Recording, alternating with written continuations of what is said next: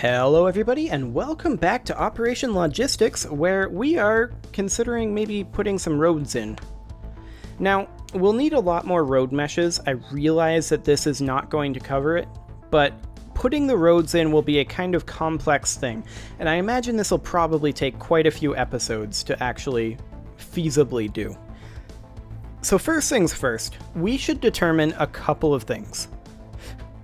Oh my, there we go. Okay, we should determine a couple of things. One, what hexes are we actually always initiating roads from? And that is this one, this one, this one, this one, this one, and this one. However, these are subhexes. It's the same overlay for sub-subhexes, but let's go ahead and do it in sub-subhexes. Also, what time is it? 3:52. Oh my. Okay. That's exciting. I have a raid in, like, not very long. Okay, so let's hop on down here, and I'm just going to hide subhexes for the time being. There we go. We'll have to remember to re-enable those, but for right now we can actually see. So we'll grab this hex, this hex, this hex, this hex, this hex, and this hex. Okay. Nice. Nice.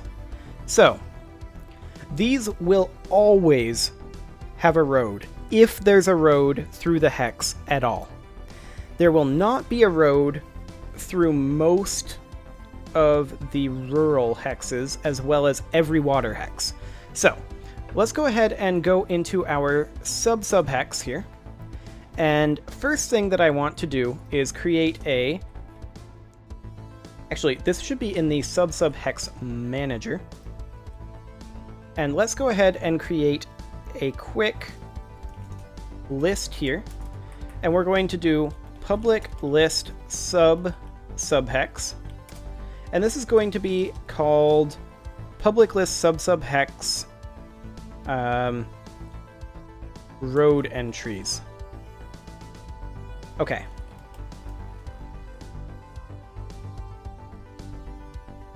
There we go. Okay, so we've got ourselves that. Also, I need to hit insert. There we go. And with this here, then the question becomes, do we have to generate roads? And if we do, how many do we have to generate? Well, I don't know. But first things first, let's go ahead and assign these, because these will always be the same. So sub-subhexes, road entries. So let's go ahead and lock the inspector here, and we will grab these hexes once again. So these will always be road entries, if there are roads. So, we need to determine if there are roads, right? So let's go ahead and leave that where it's at, I guess. No, let's move it. I want to move it down here. And I'm going to say header road generation. Okay, so we've got our road entries that we know will always be roads. And then we're going to like snake roads so that they're all connected. I'm not sure how we're going to manage that quite yet, but it's going to be interesting, to be sure. And the number of road tiles that we'll create is going to vary depending on the biome that we're in. It'll be weird. Anyway, well, maybe we'll always have the road entries, but some of them will just try to create like a asterisk shape. I don't know. We'll have to figure that one out for sure. However, road entries, we first need to determine, are there any roads here? There will not be roads for certain types of hexes for sure. Like, for example, fields, there would not be any roads in. Forests, just in general, there would not be any roads in.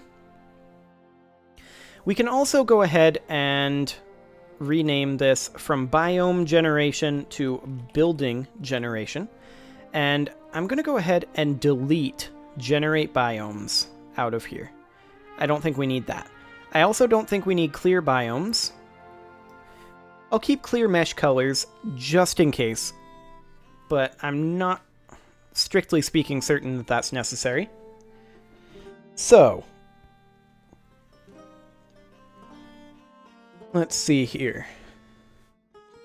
What do we need next? Well, we definitely need a public void generate buildings.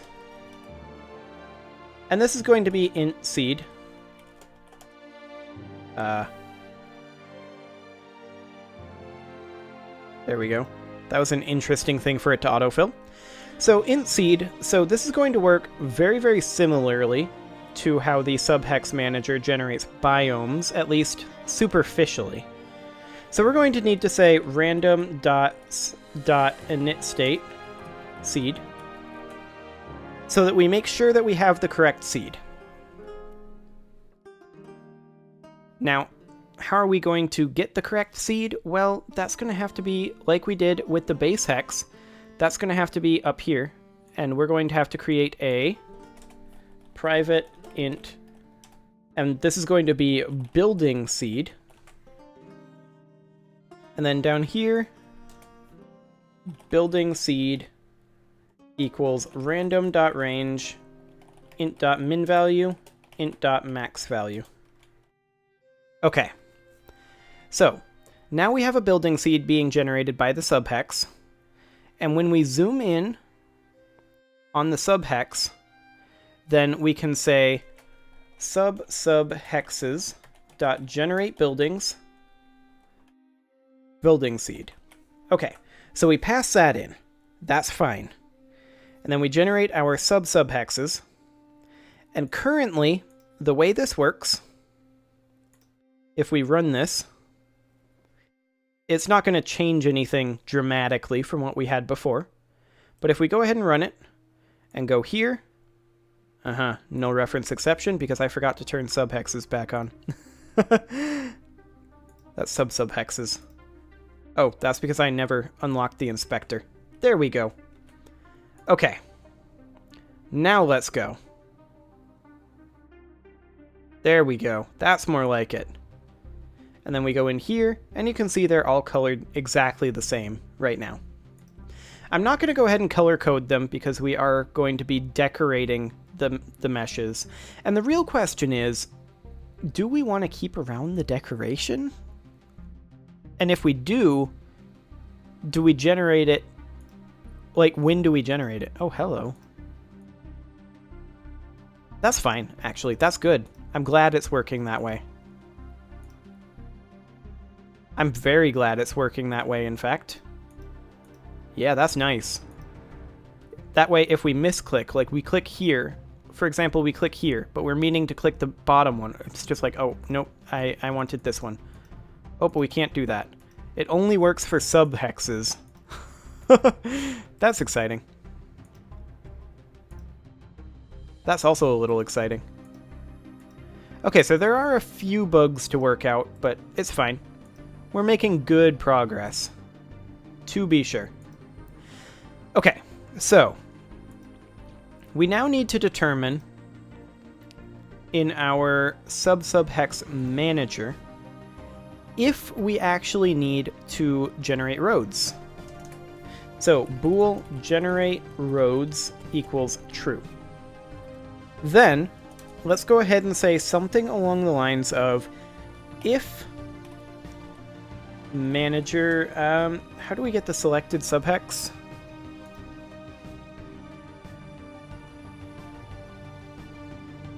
I don't think we have access to it right now.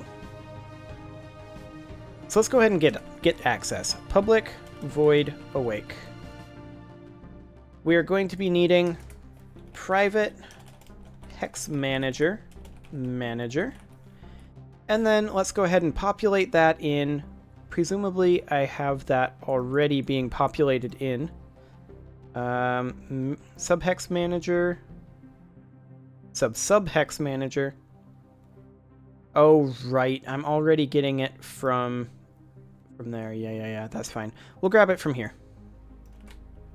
Just copy it from there and paste it in here. Manager equals GameObject.findObject of type hex manager. Easy peasy. I was just too lazy to type it. So if manager.selected subhex and so if there is a subhex at all, that's the first thing that we want to check.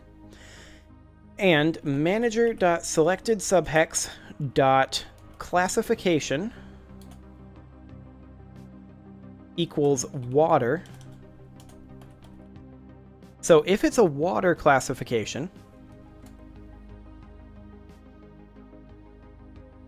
and actually we want this to be inside of its own circle here, or its own parentheses, because we're going to have multiple things here, but we want to check it all against this. So if manager.selected subhex and all of the following is true, manager.selected subhex.classification equals hex classification.water, or manager.selected subhex.biome equals biomes.farmland. Hang on. Farmland should still have tiles in it, or roads in it. Forest would not. Farmland would. Anything else should. Except for none. So we'll do none or manager.selected subhex.biome equals biomes.forest. Okay. So if any of that is true, then generate roads equals false. And then down here, if generate roads, then we need to generate roads. Okay. So how are we going to go about generating roads? Well, that's a good question. First thing we actually need is we need some adjacency information. We need to know what hexes are adjacent to what hexes.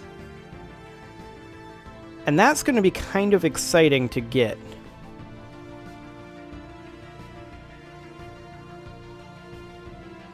How am I going to go about doing that? Well, I don't know. But for right now, let's go ahead and say, if generate roads, then we need to iterate through this list. So for int I equals 0, I is less than road entries dot count, I++. And we need to say road entries I dot building equals buildings dot road. Okay, so that's step 1. Step 2 is we need a whole bunch of building prefabs. Okay, let's put in a new header here. Header building prefabs. Okay, and then public, and we'll have this be public game object road prefab. And now let's hop into Unity proper here. Make sure that we have a prefab put in for it, and we actually don't. So let's copy in building road into our prefabs folder down there.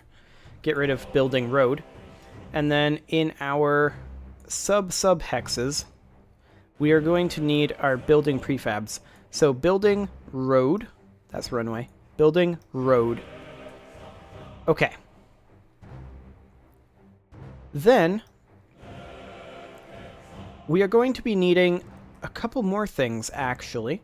So let's go ahead and go for public list game object, a list of game objects. And this is going to be buildings equals new list game object.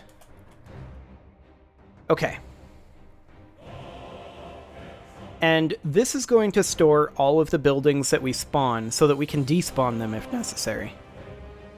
So when we generate the roads, we should probably go ahead and say something along the lines of game object road equals instantiate. And we want to instantiate road prefab at a position of what am I looking for here? I'm looking for road entries I.transform.position. And we want to... We're going for the vector 3 position, quaternion rotation. So, road prefab dot transform dot rotation. That'll probably work. Okay, so if we generate roads,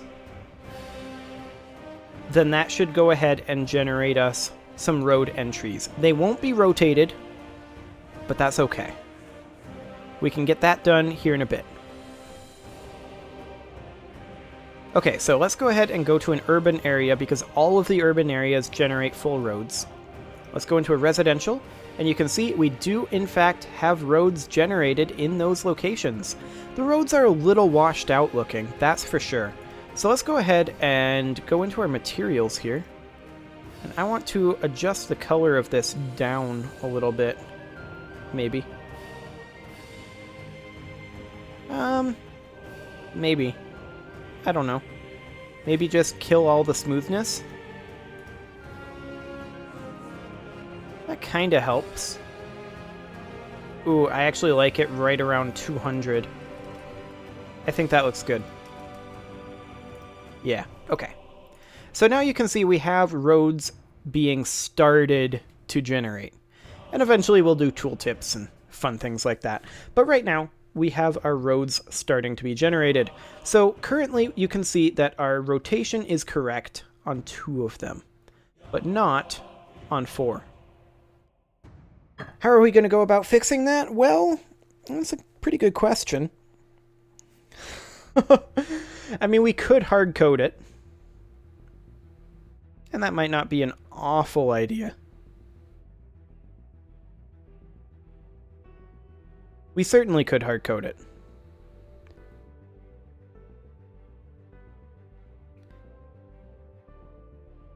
Okay, so what is the order that we're in this list? The order is... Oh, come on. The order is over here first. So the first one is correct. So what if, hypothetically, we were to create quaternion rotation, or just quaternion rot equals road prefab dot transform dot rotation. And then what if we were to add in here something along the lines of rot equals quaternion dot Euler road prefab dot Euler. Hang on. Oh, right. Road prefab dot transform. Actually, just rot. Hang on. Let me do this a different way entirely. Instead of doing a quaternion, let's just do a vector 3. Vector 3 rot equals quaternion dot Euler of road prefab transform dot rotation. So we turn that into a vector 3.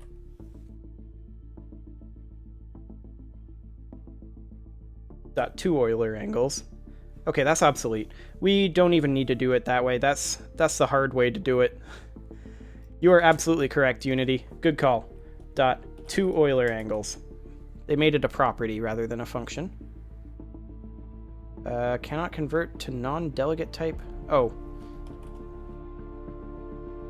Use quaternion dot Euler angles instead? Oh, lovely. Yeah, they made it a property, so dot Euler angles. There we go. Okay, so now let's say rot.y equals rot.y plus I times 30f. And then we can do something like, instead of doing road prefab.transform.rotation, down here we can say quaternion.Euler rot. And we need a new parenthesis. Is that going to do the trick? I think that might. Or close to it. Boop. Boop. Close to it. Instead of 30 degrees, I believe we want 60 degrees, maybe. We can try that. but I'm definitely onto something here. These are hexagons. Of course I want 60 degrees. What am I talking about?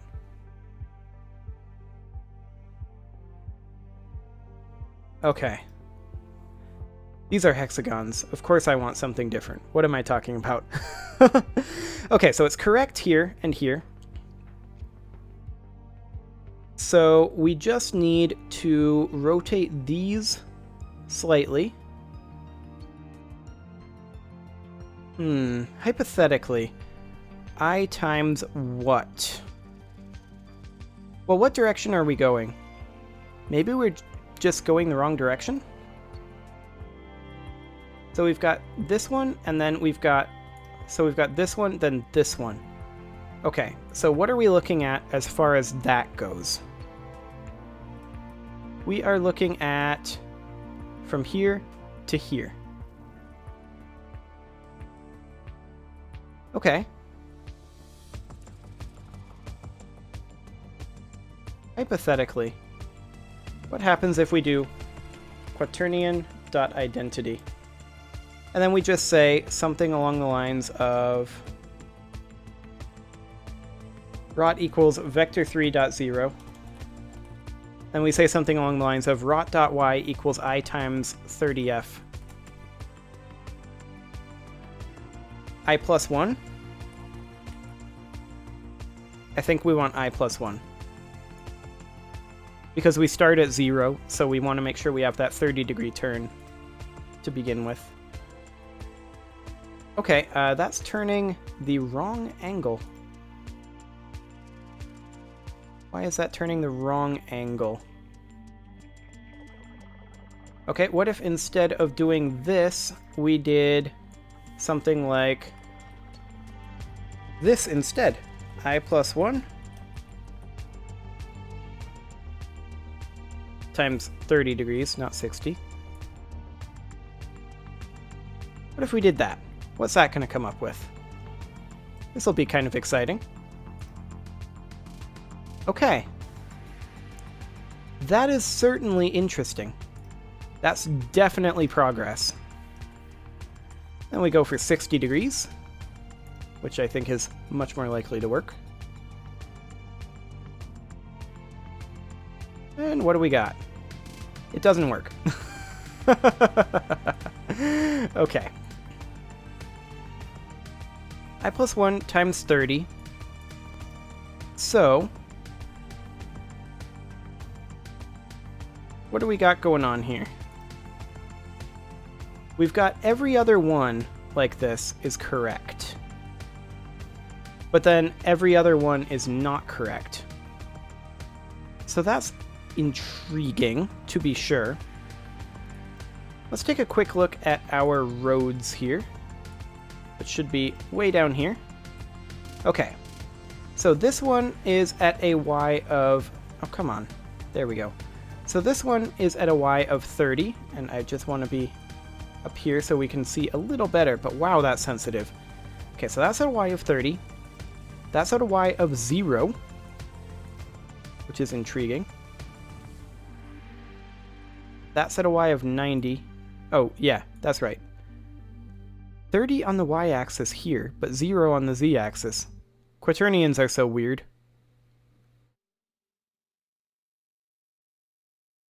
Hypothetically, what happens if we did that? Okay, it's still wrong. Because we need it to be at what? Like, 45 degrees? Ish? Okay, hang on. The direction we need it to be going is actually...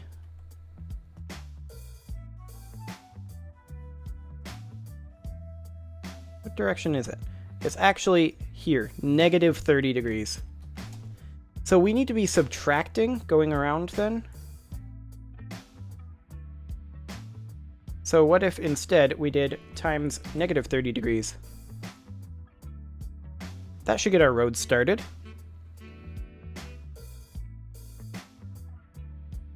I mean, it's kind of functional. I do wonder what exactly is going on with some of these. So we've got negative 30 going on here. That's fine-ish. We've got negative 90 going on here, which is basically perfect. And then we've got negative 120 over here, which I wonder. Negative 120. Okay, so yeah. I think we do need to be on 60 degrees. Let me just verify that, because I'm bad at math. 60, actually divided by 360, so 360 divided by 60. Yeah, that's exactly correct. We need to be on 60 degrees, not 30. Okay, so let's do that. And then this is, I think, still going to be wrong in the initial angle. We'll just need to adjust the angle. Yeah, that's a bit more like it. They're all going perfectly horizontal, which is not how we want them to be going, to be sure. So let's go ahead and say something along the lines of 90F plus this, so that it will start at 30 degrees where we want it to go. So we'll just rotate it 90 degrees in addition to what we've got right now. And voila! There we go. Perfect. Okay, so we've got our roads started. So the question then is, do we just go straight across and go boop, boop, boop, or do we meander a little bit? I don't know, maybe we meander a little bit, always move towards our destination, but have a little bit of randomness to it. So like from here, it can go here, here, or here because they're all technically closer. And it just chooses randomly which way to go, but it always steps towards. That could work. But that is something for next episode, and this is the end of this play session, so it could get kind of exciting trying to remember that complexity. But I'll write a note, and next episode, we will work on populating the roads. See you all then. Oh wait, actually, let's just check quick. No roads in a forest? Roads in a forest. Okay. Good to know. Now I'm going to put that cut in, and next episode we'll populate the roads. See you all then.